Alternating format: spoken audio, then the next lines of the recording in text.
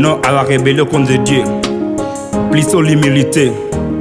Qui que tu sois, tu dois toujours t'humilier. Ne demandez jamais une rébellion.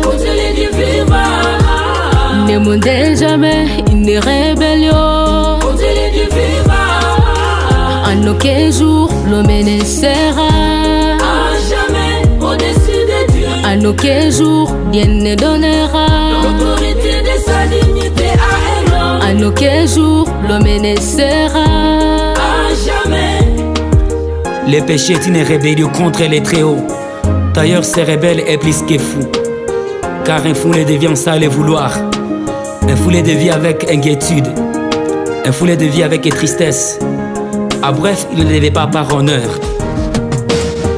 Ne demandez jamais une rébellion. Ne demandez jamais une rébellion. En aucun jour l'homme ne sera à jamais au-dessus de Dieu. En aucun jour Dieu ne donnera l'autorité de sa dignité à un homme. En aucun jour l'homme ne sera à jamais. Prouvons tout cela par cette prophétie d'Ésaïe chapitre 14, verset 12 jusqu'à 17. Ézéchiel chapitre 28, des 11e verset jusqu'à 19. Apocalypse chapitre 12, des 7e verset jusqu'à 12. Cette fois-ci Dieu a agi ici contre Lucifer, lui qui était le chérubin, lui qui était couvert par des pierres précieuses.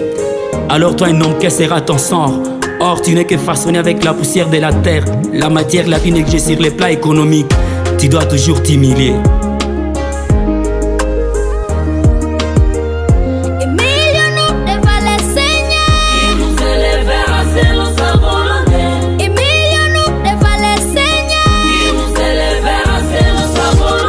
C'est rebelle et plus que fou. Examine et corrige ta vie afin d'éviter la rébellion contre les Très-Hauts. Puis la malédiction, les jugements de Dieu et l'affaire fuiront loin de toi. N'oublie pas que tout rebelle contre Dieu ira en enfer. N'oublie pas que tout rebelle contre Dieu ira en enfer. N'oublie pas, n'oublie pas.